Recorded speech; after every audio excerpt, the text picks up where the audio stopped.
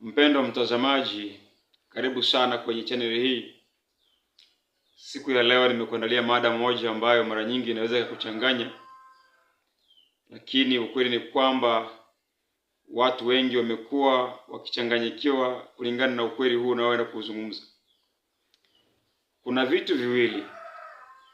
Kuna mafanikio na baraka. Mafanikio na baraka ni vitu viwili tofauti kabisa.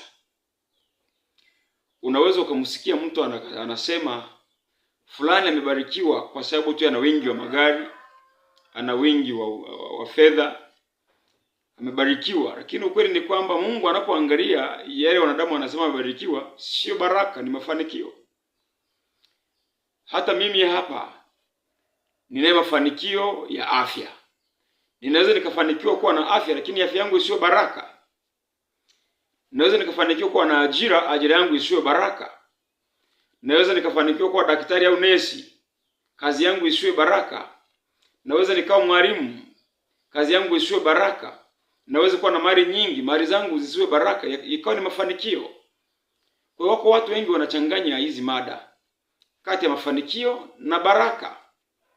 Nipende tu kukupatia habari njema tu kwamba mafanikio na baraka ni vitu viwili tofauti. Na ili uwe na baraka inahitaji nguvu isiyo ya kibinadamu. Nikukaribishe kipindi kijacho, nitaelezea unawezaje kuyabadilisha mafanikio kuwa baraka. Karibu kwenye kipindi kinachokuja. Usisahau kusubscribe